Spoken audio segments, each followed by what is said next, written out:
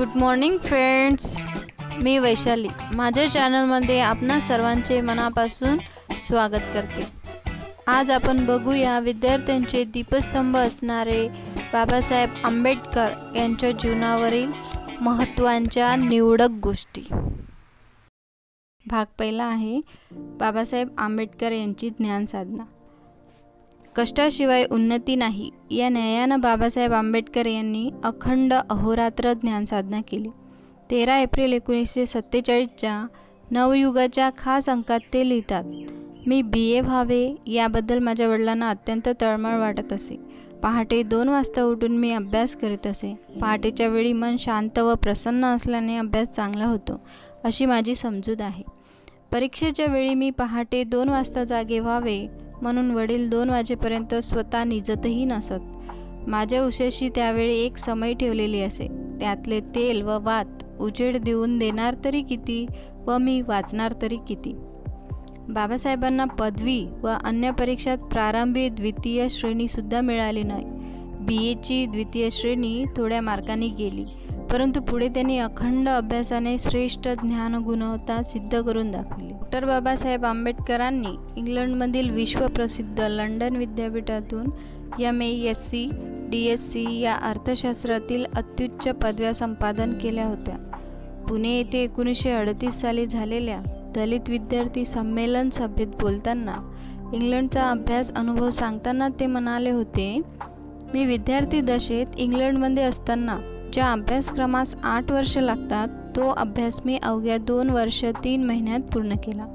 हे करण्यासाठी मला 24 तासांपैकी 21 तास बसून अभ्यास करावा लागला आहे। जरी माझी आज 40शी उलटून गेली असली तरी मी 24 तासांपैकी सारखा 18 तास अजूनही खुर्चीवर बसून काम करतो। अलीकडच्या विद्यार्थ्यांना तरुणांना तर अर्धा तास सारखे बसले की चिमट्याच्या चिमट्या तपकीर नाकात कोंबावी लागते, नाहीतर सिगारेट्स उडीत हातपाय ताणून काही काळ पडल्याशिवाय उत्साह येत नाही। मला या वयात सुद्धा यापैकी कशाचीही गरज भासत नाही। अशा अखंड अभ्यासानं आणि कष्टानं बाबासाहेब जीवनकार्यात यशस्वी झाले।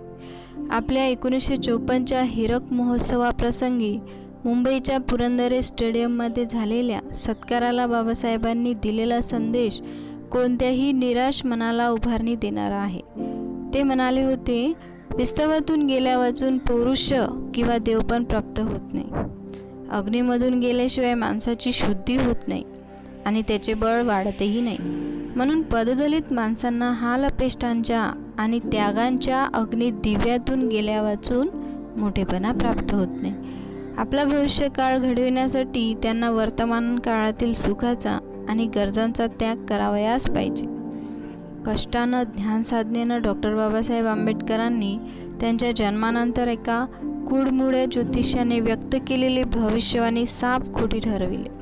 भविष्य कोरणारीच माणसे असल्यावर तथाकथित कुंडल्या काय करणार। त्यांच्या जन्मानंतर भविष्य सांगणारा ज्योतिषी म्हणाला होता, हे मूळ नक्षत्रावर जन्मले आहे, हे मूल फार वाईट आहे आणि इतिहास पहा, तेच मूल भारतरत्न प्रकांड पंडित झाले। म्हणजे त्यांचे वाचन जसे अफाट होते तितकीच त्यांची आकलन शक्तीही अपूर्व होती। एकदा वाचलेली ओळ त्यांच्या स्मरणात इतकी अचूक जाऊन बसे की कधीही लेखनात आणि भाषणात ती सहजपणे शब्दशः उत्कृत करू शकत। त्यांच्या इंग्रजी भाषेच्या प्रभुत्वाने आणि प्रभावी वक्तृत्वाने ते राऊंड टेबल कॉन्फरन्समध्ये चमकले। त्यांच्या राज्यशास्त्रांच्या, इतिहासांच्या आणि कायद्यांच्या सखोल अभ्यासामुळे राजकीय वादविवादात त्याने MacDonald, Amery, Stafford Cripps, Attlee Churchill इत्यादी मुरलेल्या ब्रिटिश मुत्सद्द्यांशी 2 हात करून ते यशस्वी होऊ शकले। बाबासाहेबांचे व्यक्तिमत्व सहज पाहणाऱ्याला गंभीर वाटेल। ते वाळफळ बोलत नसत। निरर्थक गप्पा मारण्यात, कोणाची निंदा नालस्ती करण्यात आणि स्वार्थी तोंडपूजा आणि कामसाधू माणसांच्या सहवासात त्यांना रस नसे। आपल्या आवडत्या ग्रंथांचे एकांतात परिशीलन करणे त्यांना फार आवडे। भाग 2, शिकवा, संघर्ष करा, संघटित करा। डॉक्टर बाबासाहेब आंबेडकर यांनी या देशातील तमाम जनतेला शिकवा, संघर्ष करा, संघटित करा, एज्युकेटेड, ॲजिटेट, ऑर्गनाइज असा अनमोल संदेश दिलेला आहे. परंतु या संदेशातून अभिप्रेत होणारा अर्थ नवयुवकांना क्वचितच समजलेला दिसतो. किंबहुना वास्तविक अर्थापासून अनभिज्ञ नवसमाजात निदर्शनात येतो. समाजात घडणाऱ्या घडामोडींचे अवलोकन केल्यास या संदेशाचा विकृत प्रकार पाहायला मिळते. सामाजिक प्रश्न सोडविताना संघर्षमय मार्गाचा अवलंब करणे प्रत्येक तरुण करीत असतो. अंतःकरणांच्या अथवा विवेकबुद्धीच्या झरोक्यातून या संदेशाकडे कोणी डोकावून पाहण्याचा प्रयत्नही करीत नाही. याउलट मोठ्या अभिमानाने छातीठोकपणे आजचा तरुण म्हणतो, आम्हाला बाबासाहेब आंबेडकरांनीच संघर्ष करायला शिकवले. अन्यायाविरुद्ध बंड पुकारणे आमचे परम कर्तव्य आहे. तथापि प्रत्येक बाबीचा शब्दशः अर्थ आत्मसात करून त्याचे अवलंब केल्यास कधीकधी विकृत प्रकार अनुभवायला मिळतात. अशा वेळेस उगीचच तत्वांना अथवा संदेशांना दोष देऊन चालणार नाही, तर त्यामध्ये असलेल्या वास्तविकतेला वाचा फोडली पाहिजे. काही साध्य करीत असताना ज्या साधनांचा वापर केला जातो त्या साधनात कदाचित त्रुटी असू शकते. तथापि त्यांचा वापर करणारा जर सुज्ञ असेल व त्याची अवलोकनात्मक दृष्टी असेल तर त्यांच्या कामात व्यत्यय येणे दुरापास्त आहे. डॉक्टर बाबासाहेब आंबेडकर हे अनेक अनुभवांनी ओथंबलेले ज्ञानाचे सागर होते. त्यांनी त्यांच्या ज्ञानाचा उपयोग अंधारात चाचपडत पडलेल्या दलित, पीडित, शोषित जनतेचा उद्धार करण्याकरता केला, म्हणून ते महान ठरले, विश्वभूषण झाले. बाबासाहेबांनी पदव्या संपादन करून केवळ सरकारी चाकरीत आपले आयुष्य खर्ची घातले असते तर त्यांना आज काही ठराविक व्यक्तींशिवाय कोणीही ओळखले नसते. हा आदर्श आजच्या नवयुवकांनी, विद्यार्थ्यांनी अंगी बाळगला पाहिजे. शिकवा याचा अर्थ नुसत्या पदव्या मिळून आपलं सर्वस्व स्वार्थाच्या सेवेत समर्पित करा असा होत नाही, तर पदव्या संपादन करून त्या ज्ञानाचा उपयोग अज्ञानी व पीडित, शोषित जनतेस कितपत होतोय याकडे दृष्टिक्षेप टाकायला पाहिजे. शिक्षणाचा उपयोग जनतेतील अंधश्रद्धा निर्मूलन करण्यासाठी, वैज्ञानिक दृष्टिकोन विकसित करण्यासाठी, परोपकार करण्यासाठी केला पाहिजे. बाबासाहेब म्हणतात, दुःखितांचे तप्त अश्रू पुसण्यासाठी तुमचे नेत्र झिरपले पाहिजे. रंजल्या गांजल्यांच्या सेवेसाठी तुमचे हृदय पाझरले पाहिजे आणि संकटग्रस्तांच्या रक्षणासाठी तुमचे बाहूस पुरले पाहिजे. विशिष्ट उद्देशात्मक भावनेने काही ठिकाणी संघटना निर्माण होतात. संघटनांचा उद्देश हा विशिष्ट तत्वाने निर्माण झालेला असतो, परंतु सामाजिक सत्तेच्या भावनेने जोपर्यंत संघटनातील घटनांची मने प्रेरित होत नाही तेथपावत संघटनांना आदर्श स्वरूप प्राप्त होत नाही. डॉक्टर बाबासाहेब आंबेडकरांनी आपणास संघटित करा असे सांगितले. अर्थात अन्याय, अत्याचार निपटून काढण्यासाठी संघटना, ती सुद्धा बलशाही संघटना असली पाहिजे. जनहिताच्या दृष्टीने ज्या संघटना कार्यरत असतात त्याच आदर्श होत. संघटनांच्या माध्यमातूनच संघर्षाची ज्योत पाजळावी असा संदेश बाबासाहेबांनी दिलेला आहे. मानवी जीवनच संघर्षमय बनलेले आहे या विचाराशी संमत असलेली आजची परिस्थिती आहे. संघर्ष ही आजच्या समाजात आवश्यक अथवा रूढ झालेली बाब आहे, परंतु एखादा प्रश्न डोळ्यासमोर ठेवून त्यासाठी संघर्ष चिघळत ठेवणे ही आजची वस्तुस्थिती आहे. कोणत्याही गोष्टीची वास्तविकता, त्या मागची पार्श्वभूमी व भविष्य यांचा सारासार विचार करूनच संघर्षांचे आहारी जाणे इष्ट ठरेल. बाबासाहेबांचे संपूर्ण जीवन हे संघर्षमय बनलेले होते. दलित व उपेक्षित समाजांच्या विकासाच्या दृष्टीने व मानवतेच्या दृष्टीने त्यांचे मूलभूत हक्क मिळवून देणे बाबासाहेबांच्या संघर्षातील सत्व होते. माणसाला माणूस म्हणून जगण्याचा हक्क हिरावून घेतला असताना त्याविरुद्ध संघर्ष करणे हे त्यांनी आपले आद्य कर्तव्य मानले होते. वैचारिक दृष्टिकोनातून लोकशाही मार्गाने केलेली क्रांती समाज परिवर्तन करू शकेल यातच डॉक्टर बाबासाहेब आंबेडकरांचं शिकवा, संघर्ष करा, संघटित करा या तत्वांचे, संदेशांचे सार आहे. धन्यवाद. 3. विद्यार्थ्यांचे दीपस्तंभ. डॉक्टर बाबासाहेब आंबेडकर. आपल्या देशात हिमालयाप्रमाणे बौद्धिक उंचीचीही गिरीशिखरे आहेत. हे जगभर अभिमानाने सांगण्यासाठी आज डॉक्टर बाबासाहेब आंबेडकरांचे नाव आपल्या ओठाशी आहे. अतिशय खालच्या समजल्या गेलेल्या समाजात जन्माला येऊनही दारिद्र्य आणि जातीभेदाचे चटके सहन करून माणूस किती मोठा होऊ शकतो हे स्वकर्तृत्वाने डॉक्टर आंबेडकरांनी साऱ्या विश्वाला दाखवून दिले आहे. गरिबातल्या गरीब विद्यार्थ्यास प्रगतीची प्रेरणा देण्यास बाबासाहेबांचे जीवनचरित्र पुरेसे आहे. कष्टाशिवाय उन्नती नाही या न्यायाने डॉक्टर आंबेडकरांनी अखंड अहोरात्र ज्ञानसाधना केली. स्वतःची पत्नी आणि मुलांकडे दुर्लक्ष करून त्यांनी संपूर्ण लक्ष अभ्यासातच केंद्रित केले होते. एक ब्रेडची एखादी स्लाइस खाऊन त्यांनी अमेरिकेतील प्रसिद्ध विद्यापीठात अध्ययन केले होते. ग्रंथ हेच त्यांचे सर्वस्व बनले होते. डॉक्टर आंबेडकरांनी शिक्षणाचे महत्त्व ओळखले होते. म्हणूनच शिक्षण हे वाघिणीचे दूध आहे आणि ज्याने ते प्राशन केले तो गुरगुरल्याशिवाय राहणार नाही असे त्यांनी म्हटले आहे. सांप्रत स्पर्धाप्रधान युगातील जीवन कलहात टिकून राहण्यासाठी शिक्षण हे प्रभावी हत्यार आणि आपले व्यक्तिमत्व संपन्न करण्याचे एक महत्त्वपूर्ण साधन आहे. शिक्षण ही पवित्र संस्था आहे. शाळेत मने सुसंस्कृत होतात. शाळा म्हणजे नागरिक तयार करण्याचे एक पवित्र क्षेत्र होय. शाळेत समबुद्धीचे, उदात्त, निपक्षपाती, थोर मनाचे शिक्षक पाहिजेत असेही बाबासाहेब आंबेडकरांनी सांगितलेले आहे. डॉक्टर बाबासाहेब आंबेडकरांचे एकूण जीवन कार्य पाहिले तर त्यांचे व्यक्तिमत्व किती बहुरंगी होते याची जाणीव होते. आपल्या 65 वर्षांच्या आयुष्यात त्यांनी अनेकविध क्षेत्रात कार्य केले किंवा त्यांना कार्य करावे लागले.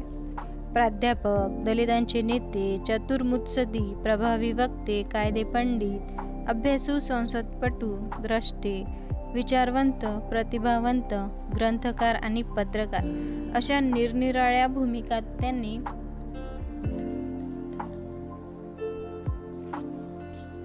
आपले प्रभुत्व सिद्ध करून दाखवले होते. पण एवढे असूनही आपण अपूर्ण आहोत. आपल्यापेक्षा कितीतरी मोठ्या व्यक्ती जगात होऊन गेल्या आणि अजूनही हयात आहेत. त्याचे ज्ञान, त्यांचे विचार, त्यांचे कार्यकर्तृत्व कितीतरी उत्तुंग आहे आणि अजून आपल्याला ती उंची गाठायची आहे याची जाणीव बाबासाहेबांना होती. म्हणून त्यांची कोणी खरी खोटी स्तुती केली तर हुरळून न जाता ते गप्प राहत. ते त्यांना स्पष्ट सांगत, मी विद्यार्थी आहे, मला अजून खूप शिकायचे आहे. जगात अथांग ज्ञान आहे, पण ते साध्य करण्यासाठी पुरेसा वेळ माझ्यापाशी नाही. मी काही जबाबदाऱ्या पत्करल्या आहेत. माझे काही सामाजिक कर्तव्य आहे. नागरिक म्हणून राष्ट्रकार्यास हातभार लावणेही मला प्राप्त आहे. ह्या सर्व व्यापातून उरलेली सवड मला फक्त ज्ञान साधनेतच खर्च करावयाची आहे. ग्रंथ हे त्यांचे जीवन सर्वस्व होते आणि वाचन हे त्यांचे व्यसन होते. अमेरिकेतील विद्यार्थी दशेत दिवसाचे 16-18 तास त्यांनी सातत्याने व एकाग्रतेने अभ्यास केला आणि 3.5 वर्षात अर्थशास्त्रांसारख्या गहन विषयात MA आणि PhD ह्या उच्च पदव्या प्राप्त करून विक्रम करून दाखवला. पुढे लंडन विद्यापीठात अशी ज्ञान तपस्या करून एका वर्षात MSc व त्यानंतर 10 महिन्यात DSc साठी प्रबंध सादर केला आणि त्यानंतर ताबडतोब कायद्याचा अभ्यास करून बारेट लॉ ही पदवी प्राप्त केली. ही ज्ञानप्राप्तीची किमया करून दाखवण्याचे श्रेय त्यांच्या चतुरत्र बुद्धिमत्ते इतकेच त्यांच्या अखंड अभ्यासालाही आहे. एवढे सर्वोच्च पदव्या आणि वाचन व्यासंगाने साध्य केलेले राज्यशास्त्र, इतिहास, तर्कशास्त्र, समाजशास्त्र, तत्वज्ञान व कायदा अशा अगम्य विषयातील प्रावीण्य एवढ्यावरच ते तृप्त नव्हते. जगात अजून खूप शिकण्यासारखे आहे. ज्ञान दिवसेंदिवस प्रगत होत चालले आहे. तेव्हा आपण कमावलेल्या विद्वत्तेच्या संचितांवर आत्मसंतुष्ट राहिलो तर आपल्या बुद्धिमत्तेला गंज चढेल आणि जीवन व्यवहारात आपण अल्पकाळात मागे पडू असे त्यांना वाटेल. ज्या आंबेडकरांनी आयुष्यभर ज्ञान साधना केली, राजकारण, तत्वज्ञान, अर्थशास्त्र, समाजशास्त्र, धर्मशास्त्र, इतिहास आदी अनेक विषयांचा अभ्यास जीवनाच्या अखेरच्या क्षणापर्यंत केला. त्यांचा आदर्श विद्यार्थ्यांनी सदैव आपल्या डोळ्यासमोर ठेवावा व आपले जीवन उज्ज्वल बनवावे. धन्यवाद. भाग 4. डॉक्टर आंबेडकर यांचे ग्रंथप्रेम. डॉक्टर बाबासाहेब आंबेडकर यांचा स्वभाव एककल्ली होता असे त्यांचे सहकारी श्री शा. रेंगे म्हणतात. याचे कारण बालपणापासून आंबेडकरांनी भोगलेला सामाजिक दुरावा. अस्पृश्य जातीत जन्म घेतल्यामुळे त्यांना उच्चवर्णीय समाजाने सामान्य व्यवहारापासून दूर ठेवले होते. शाळेत त्यांना दूर बसावे लागे. खेळण्या बागडण्यात त्यांना कोणाची साथ संगत नसल्यामुळे मन मारून आपल्या आवडी मोठ्या कष्टाने व दुःखाने आवराव्या लागत. अभ्यासाची पुस्तके, कपडे, खाण्यापिण्याच्या आवडी दारिद्र्यामुळे अप्राप्य होत असत. यामुळेच त्यांना वाचनाचा छंद जडला आणि ग्रंथांच्या सहवासात ते आपले एकाकीपण विसरून गेले. डॉक्टर आंबेडकरांचे ग्रंथप्रेम पुढे इतके असीम झाले की इंग्लंड अमेरिकेत उच्च शिक्षणासाठी ते राहिले असताना पोटाला चिमटा देऊन आणि उथळ चैनबाजीला फाटा देऊन वाचवलेल्या पैशांचे तेथील जुन्या पुस्तकांच्या दुकानातून ग्रंथ विकत घेण्याचा छंद त्यांना लागला. या ग्रंथसंग्रहाच्या प्रेमापोटी त्यांनी कर्ज काढून भव्य राजगृह बांधले आणि आपल्या अभ्यासिकेची उत्तम व आकर्षक रचना करून घेऊन ग्रंथांचे सतत दर्शन व सहवास लाभू शकेल अशी व्यवस्था केली. स्वतःच्या अफाट ग्रंथालयाची नीट व्यवस्था लागावी यासाठी केवळ घर बांधणारे आशिया खंडातील एकमेव महापंडित म्हणजे डॉक्टर आंबेडकर होय, असे त्यांचे चरित्रकार धनंजय कीर यांनी लिहून ठेवले आहे. डॉक्टर आंबेडकर दिल्लीला मंत्रिमंडळात जाईपर्यंत त्यांच्या ह्या ग्रंथराजगृहात 22,000 उत्तमोत्तम व दुर्मिळ ग्रंथ त्यांनी जमावले होते. ह्या छंदापायी त्यांनी आपली सर्व कमाई उधळली. हा ग्रंथसंग्रह बनारस हिंदू विद्यापीठासाठी विकत घेण्यासाठी पंडित मदन मोहन मालवीय यांनी 2 लाख रुपये देऊ केले होते. पण काही वर्षानंतर बिर्ला शेठजींनी पिलानी विद्यापीठासाठी 6 लाख रुपये देऊ केले होते. पण बाबासाहेब बदले नाही. आपल्या प्रत्येक ग्रंथावर त्यांचे प्रेम होते आणि त्याचा विक्रय करणे म्हणजे गुलामाचा व्यापार करण्यापेक्षा अधिक दृष्ट कृत्य आहे असे ते मानत. ज्या ग्रंथांनी आपणाला ज्ञान दिले, आत्मविश्वास दिले, प्रगल्भता दिली, एकांतात धीर दिला आणि निस्वार्थी सोबत दिली, त्या ग्रंथापासून कायमचे दूर होणे त्यांना रुचले, मानवले नाही. आपली ज्ञानोपासना ही एक सृजनशील प्रक्रिया आहे असे बाबासाहेब म्हणत. आपल्या ग्रंथ वाचनासंबंधी ते म्हणत, माझे वाचन म्हणजे मी जे पूर्वी वाचलेले असेल त्याच्याशी नव्याने वाचत असलेल्या विचारांचा चाललेला अखंड संघर्ष होय. जो विचार विजयी होईल त्याला स्मरणात जागा मिळते. वाचत असता कित्येक वर्ष खास टिपणीसाठी तयार केलेल्या कार्डावर संक्षिप्त टिपणे घे. माझ्याजवळ कित्येक ग्रंथांची सामग्री साठलेली आहे असे ते अभिमानाने म्हणत. पण त्या क्षणी आता त्या सामग्रीचा उपयोग करायला वेळच कुठे आहे असे उद्गार काढून खिन्न होत. ते मूळचे अर्थशास्त्राचे विद्यार्थी, व्यवसायाने कायद्याचे, परंतु सार्वजनिक जीवनात उडी घेतल्यानंतर त्यांचे लक्ष समाजशास्त्र, राज्यशास्त्र, इतिहास आणि धर्म याकडे प्रामुख्याने वळले आणि ह्या विषयांच्या पुस्तकांची त्यांच्या ग्रंथालयात भर पडू लागली. डॉक्टर आंबेडकर यांचे शैक्षणिक कार्य व विचार. डॉक्टर आंबेडकर यांनी सामाजिक परिवर्तनाची तरफ म्हणून आणि सामाजिक अभियांत्रिकीचे हत्यार म्हणून शिक्षणाचा पाठपुरावा केला. निरक्षर जनतेला त्यांच्या गाढ झोपेतून जागे करण्याचे अवघड कार्य डॉक्टर आंबेडकर यांनी करावयाचे होते आणि त्यांना ब्राह्मणांनी त्यांच्यावर कशी अमानुषता लादली होती याची जाणीव करून द्यायची होती. त्यांनी तुतारी फुंकून त्यांना हाक दिली, शिकवा, चेतना संघटित करा, समाजांच्या उच्च स्तरावर आपली प्रगती आणि एकात्मिकरण व्हावे म्हणून आणि मानवी प्राणी म्हणून आपली योग्यता आणि आपली शक्ती वंचित जनतेने पुन्हा प्राप्त करावी म्हणून त्यांनी आत्मसहाय्य, आत्मअवलंबन आणि आत्मसन्मान यांची चळवळ सुरू केली. एकदा त्यांनी अस्पृश्यांना सांगितले, तुमची गुलामगिरी तुम्ही स्वतः नष्ट केली पाहिजे. स्वतःचा आत्मसन्मान हरवून जगणे हे लाछनास्पद आहे. आत्मसन्मान ही जीवनातील अत्यंत आवश्यक अशी गोष्ट आहे. तिच्याशिवाय मनुष्य केवळ शून्यवत होतो. आम्ही गुलाम नाही, आम्ही लढवया कुळातील आहोत. त्यांनी प्रतिपादित केलेले शैक्षणिक तत्वज्ञान मनुष्यांचे डोके, हृदय आणि हात यांच्या अंतर्गत गुणांना जोपासणारी प्रक्रिया म्हणून शिक्षण संकल्पित करते.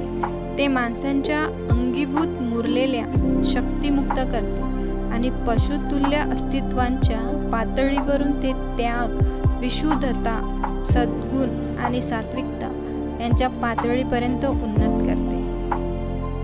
डॉक्टर आंबेडकर यांना शिक्षण हे आत्यंतिक ऐहिक हिताचे वाटत होते आणि त्याच्याशिवाय जीवनामध्ये दुसरे कोणतेही हित प्राप्त करून घेणे शक्य नव्हते.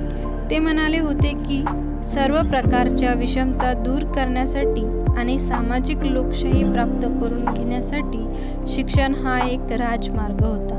त्यांनी म्हटले होते की शिक्षणाचा हेतू लोकांचे नैतिकीकरण आणि सामाजिककरण करणे हा होता.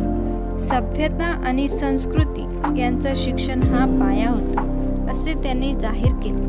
त्यांचा आग्रह होता की जातीप्रतीच्या तटबंदीवर उघड हल्ला करण्यासाठी शिक्षण घेतलेच पाहिजे.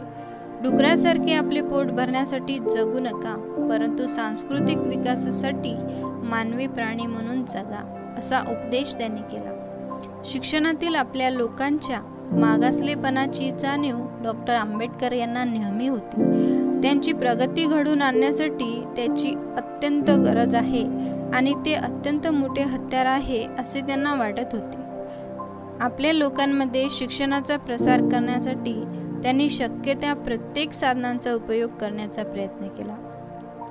विद्यार्थ्यांच्या मनात ज्ञान आणि विद्या आणि समाजसेवेबद्दल प्रेम याची आवड निर्माण करण्यासाठी बहिष्कृत हितकारिणी सभेने दलित वर्गासाठी एक संस्था सुद्धा सुरू केली. डॉक्टर आंबेडकर यांनी 1924 मध्ये बहिष्कृत हितकारिणी सभा स्थापन केली होती. या सभेच्या मार्गदर्शनाखाली सरस्वती विलास नावाचे मासिक चालविले जात होते. त्याच्या भरीला मुंबईमध्ये एक मोफत वाचनालय आणि महार हॉकी क्लब सुरू करण्यात आला. अशा आशेने की जुगार, मद्यपान आणि इतर व्यसने आणि करमणुकीचे रोगट मार्ग यापासून अस्पृश्य माणसांची मने अन्यत्र वळविता येतील. 1927 मध्ये प्राथमिक शिक्षणाची प्रगती फार मंद होती अशी खंत डॉक्टर आंबेडकर यांनी व्यक्त केली होती. ते म्हणाले होते की ज्या रीतीने शिक्षणाची प्रगती होत होती त्याच वेगाने जर ती चालू राहिली तर शिक्षणाच्या कक्षेत आणण्यासाठी शाळेत जाणाऱ्या मुलांना 40 वर्ष आणि मुलींना 300 वर्ष लागतील. ते म्हणाले की शिक्षणावर प्रत्येक व्यक्ती मागे फक्त 14 आणे खर्च केले जात होते आणि शिक्षणावरील कमी खर्च आणि शिकण्याच्या प्रक्रियेतील गळतीचे उच्च प्रमाण यांच्यामध्ये सरळ दुवा होता. चौथ्या इयत्तेच्या टक्क्यांवर 82% गळतीचे प्रमाण असल्याचे त्यांनी दाखवून दिले. शिक्षणातील अपव्ययावर त्यांनी प्राथमिक शिक्षणावरील अधिक खर्चासह सक्ती हा उपाय सुचविला. ते म्हणाले की शिक्षण हे असे काही आहे की जे प्रत्येकाच्या आवेगात आणता आले पाहिजे. म्हणून शिक्षण विभागाचे धोरण निम्नस्तरीय वर्गासाठी शिक्षण जितके स्वस्त करता येईल तितके करण्याचे ठरविले होते.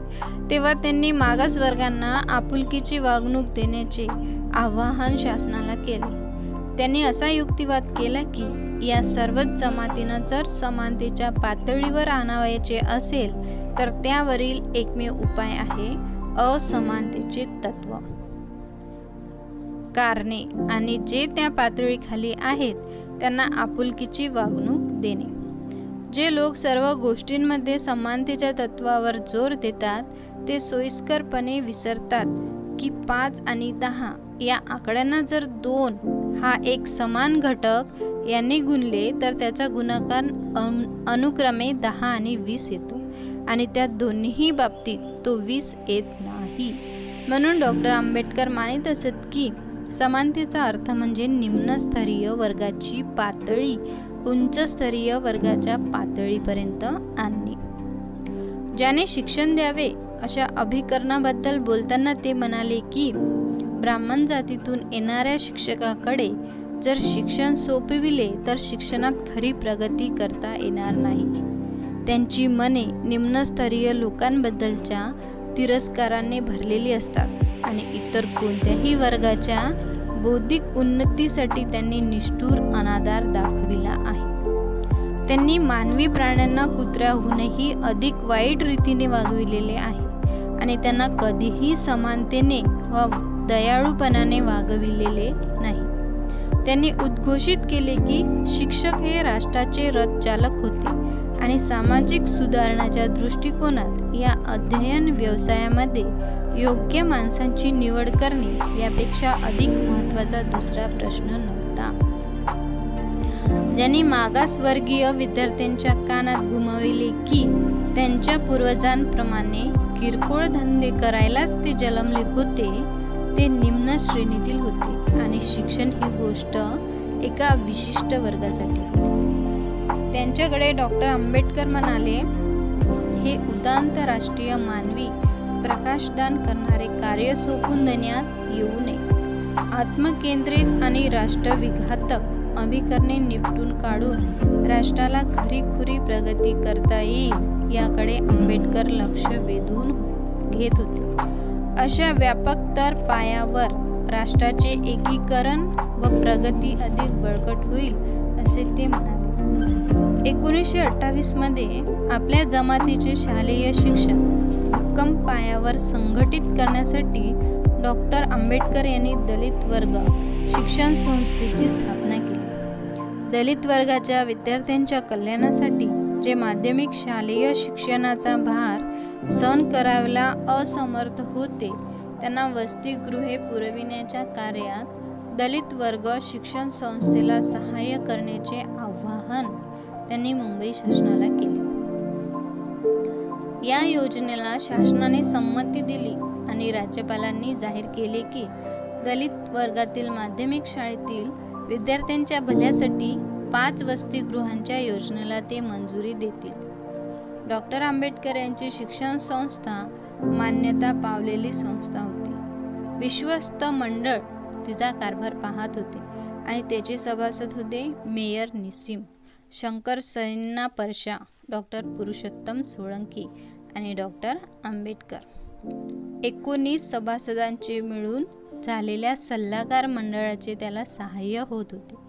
डॉक्टर आंबेडकर स्वतःच त्याचे प्रमुख कार्यवाह होते आणि शिवतकर कार्यवाह आणि कोषाध्यक्ष होते. अत्यंत कळकळीने कार्य करणारे हे सभासद होते आणि आपल्या नेत्याच्या विचारांनी आणि चेतनेने ते भारावून गेलेले होते. स्वाभाविकपणेच त्यांचे प्रयत्न व कळकळ पाहून शासनामध्ये विश्वास निर्माण झाला. तेव्हा ₹9,000 वार्षिक अनुदानाची गुंतवणूक करणाऱ्या या नियोजित नव्या 5 वसतिगृहांचे व्यवस्थापन त्यांनी या संस्थेवर सोपविले. शासनाचे सहाय्यक अनुदान खर्च भागविण्याला अपुरे होते. त्यामुळे डॉक्टर आंबेडकर यांना निरनिराळ्या विभागातून देणग्या गोळा कराव्या लागल्या. उदार मनाचे लोक, उन्नत स्थानिक मंडळे, धर्मदाय संस्था आणि थोर मनाच्या माणसांना मदतीसाठी सामोरे गेले. काही जिल्हा स्थानिक मंडळाचे अध्यक्ष आणि नगरपालिका यांनी या योग्य कार्यासाठी सक्रिय सहानुभूती दाखवली. त्यांनी दलित वर्गीय विद्यार्थ्यांसाठी शुल्क कमी केले, वसतिगृह बांधण्यासाठी मोफत जमीन प्रदान केली आणि अशा इतर मार्गांनी मदत केली. दलित वर्ग शिक्षण संस्थेने भोजन आणि निवासाची विद्यार्थ्यांसाठी तरतूद केली. शाळातील विद्यार्थ्यांच्या इतर गरजा भागविण्यापुरता पुरेसा निधी त्यांच्याकडे होता. त्यांच्या या प्रश्नाकडे सर्वांना हिंदू संस्था उदासीनतेने पाहत होत्या. त्यामुळे निकडीच्या गरजेपोटी डॉक्टर आंबेडकर यांना मुसलमानांना सामोरे जावे लागले. काही मुस्लिम विभाग त्यांनी चाचपून पाहिले. मुस्लिम समाजाला केलेल्या अशा एका आव्हानामध्ये त्यांनी 1929 साली एका धर्मदाय निधीच्या व्यवस्थापक विश्वस्तांना आपल्या संस्थेचा तपशील देणारे पत्र लिहिले आणि त्यात म्हटले की मुंबई इलाख्यातील दलित वर्गामध्ये शिक्षणाचा प्रसार करण्यासाठी शक्य तेवढे जे काही करता येईल ते करण्याचे या शिक्षण संस्थेचे ध्येय होते. पारसी धर्मादाय संस्थांना देखील ते सामोरे गेले. दलित वर्ग शिक्षण संस्थेला भोजनासाठी विद्यार्थ्यांना एखाद्या घरात ठेवणे अत्यंत अवघड गेले. यासाठी कोणताही सवर्ण हिंदू जमीनदार आपले घर सहजपणे देत नव्हता आणि जर त्याने तसे केले तर तो फार मोठे भाडे घेत होता व ते सुद्धा मेहरबानी म्हणून. या प्रश्नाची सतत चिंता वाहत असल्यामुळे स्थानिक मंडळांच्या वेगवेगळ्या सभासदांना व जिल्ह्यातील प्रमुख व्यक्तींना डॉक्टर आंबेडकर यांना व्यक्तिशः आव्हान करावे लागत होते. अविरतपणे ते आव्हाने करीत राहिले. अस्पृश्यांच्या शिक्षणाचा प्रश्न आणखी एका बाजूने अवघड झाला होता. प्रवेश देण्याबाबत शासकीय निर्देश असूनही दलित वर्गांच्या मुलांना शाळांमध्ये प्रवेश नाकारले जात होते. शाळेतील त्यांच्या प्रवेशाबाबतच्या प्रश्नावर डॉक्टर आंबेडकर यांना भांडावे लागले होते. डॉक्टर आंबेडकर यांना मुंबई विद्यापीठ हे प्रशासकांचे नव्हे तर विद्याव्यासंगी माणसांचे महामंडळ व्हावे अशी इच्छा होती, जिथे ज्ञानसंपादन आणि ज्ञानाचा प्रसार हे अग्रगण्य कार्य घडून घ्यावे होते. ते म्हणाले की अध्यापन विद्यापीठ हे अध्यापकांचे विद्यापीठ होते आणि अध्यापनाचे प्राधिकृत निदेशन विद्यापीठाला अध्यापन विद्यापीठ बनवित होते. त्यांना असे संश्लेषण होते की जिथे समानतेच्या अटीवर विद्यापीठ आणि महाविद्यालये भागीदार होतील आणि उपस्थानक ते अर्धस्थानक या दोघांच्याही सांस्कृतिक प्रगतीचे एकत्र प्रचालन करण्यामागे सहभागी होतील. त्यांचे असे मत होते की संलग्न विद्यापीठ असंलग्न होऊ शकत नाही, कारण महाविद्यालयाचे असंलग्नीकरण म्हणजे विद्यालयाचा सर्वनाशच होय.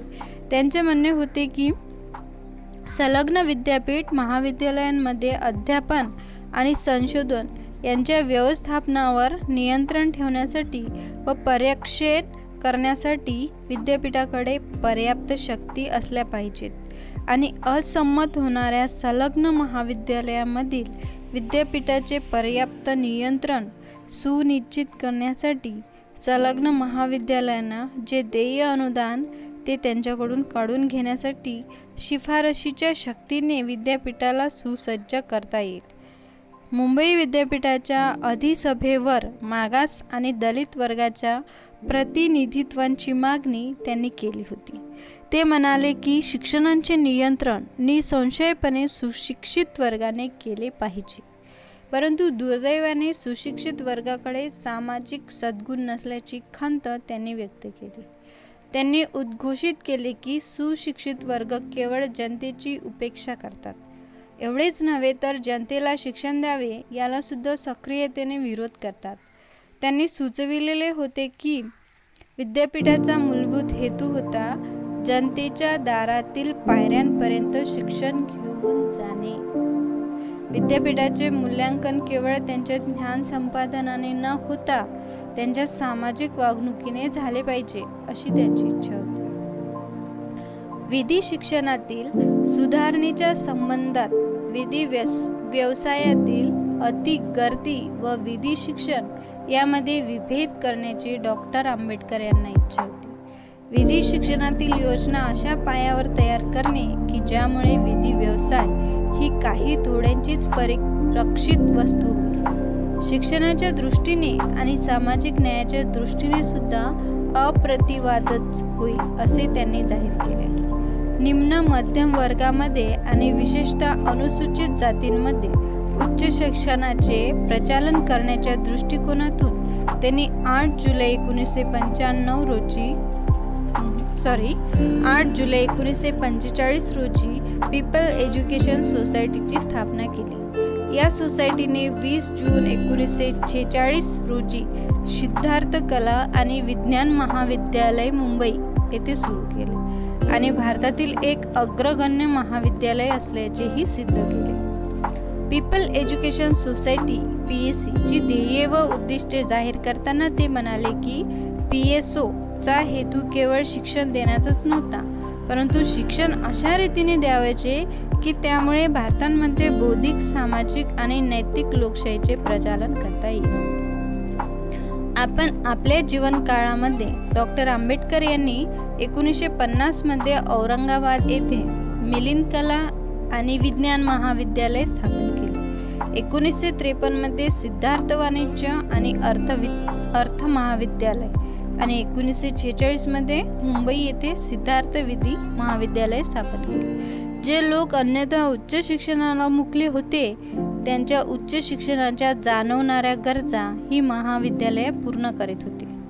डॉक्टर आंबेडकर अशा मताचे होते की पीपल्स एज्युकेशन सोसायटी शिक्षण संस्था ही अयोग्य माणसांना प्राध्यापक म्हणून नेमणारी उकिरड्याची जमीन नव्हती.